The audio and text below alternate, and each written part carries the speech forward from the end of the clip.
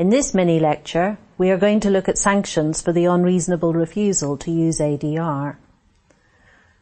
Cost sanctions are now routinely imposed by the courts to punish parties who unreasonably refuse to consider ADR.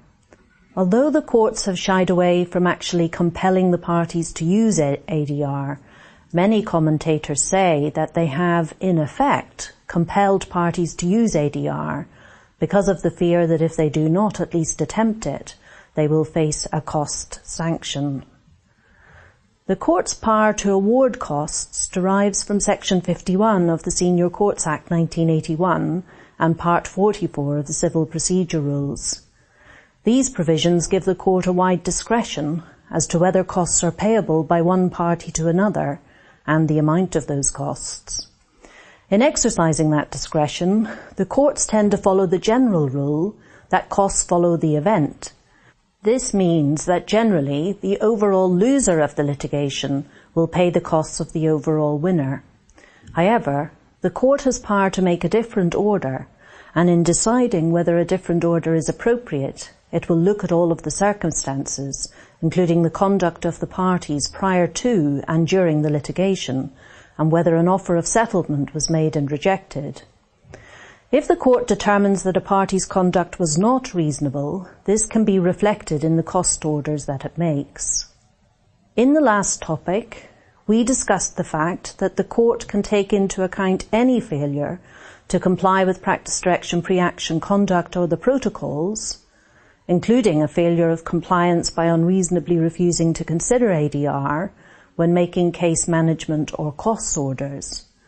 The court will look at the overall effect of non-compliance on the other party when deciding whether or not to impose sanctions. The main sanction that is imposed is an adverse cost order against the party in default. The type of costs orders that can be imposed for unreasonably refusing to consider ADR before issuing proceedings can include depriving the party at fault of all or a significant proportion of the costs that they would otherwise have been entitled to. The court has the power to order indemnity costs. This is a special costs order that enables a party to recover more of their costs because any doubt as to whether costs have been reasonably incurred or reasonable in amount is determined in favour of the party entitled to those costs. The court also has power to award interest at a higher rate, although not a rate exceeding 10% above the Bank of England base rate, than would otherwise have been awarded. There have been many cases which show that the courts are prepared to make robust cost orders to penalise parties for breaches of the pre-action protocols and practice direction pre-action conduct and protocols. You can read about some of these cases in paragraphs 809 to 811 of the textbook.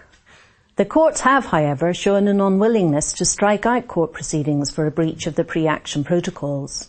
This was felt to be too draconian. Instead, the court may impose a stay of the court proceedings to allow settlement by an ADR process to be attempted. This can be in addition to an appropriate costs order. In the next mini-lecture, we will consider sanctions that can be imposed for unreasonably refusing to consider ADR after proceedings have been issued.